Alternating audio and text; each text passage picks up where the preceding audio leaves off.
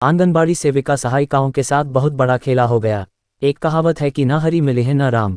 वेतन बढ़ाने के लिए हड़ताल पर गई सेविका सहायिकाओं को करीब 2 माह हड़ताल पर रहने के बाद भी बैरंग वापस लौटना पड़ा।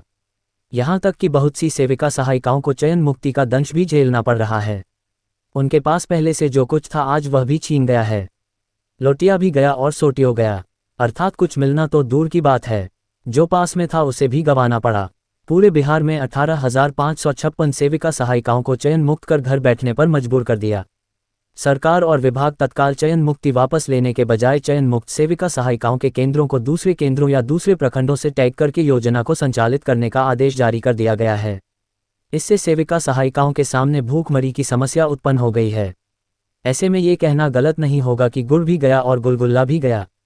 इसका जिम्मेवार संघ के यूनियन और पार्टी के नेता लोग हैं। उक्त लोगों की जिद्दी की वजह से पूरे बिहार में 18,556 सेविका सहायिकाओं के सामने अंधकार छा गई है।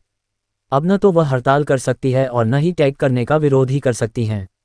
विरोध करने या पोषाहार वितरण में व्यवधान डालने पर कानूनी सम्मत कार्रवाई भी करने की बात कही गई है। नालंदा जिला की 1243 सेविका और 1073 सहायिका को हड़ताल के दौरान चयन मुक्त कर दिया गया है, जिसके वजह से आज उनके बीच दाने के लाले पड़ गए हैं।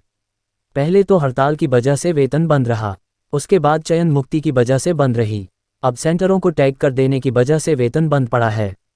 करीब 2.5 महीने से वेतन और पोषाहार बंद होने से आर्थिक स्थिति दयनीय हो गई है। कुछ सेविका सहायिका तो भूखमरी के कगार पर पहुंच गई है।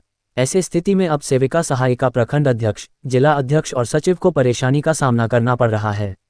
गांव देहात की सेविका सहायिका चयन मुक्ति का ठीकरा अध्यक्षों पर फोड़ना शुरू कर दी है कि वेतन बढ़ाने के लालच में जो मिल रही थी वह भी चली गई।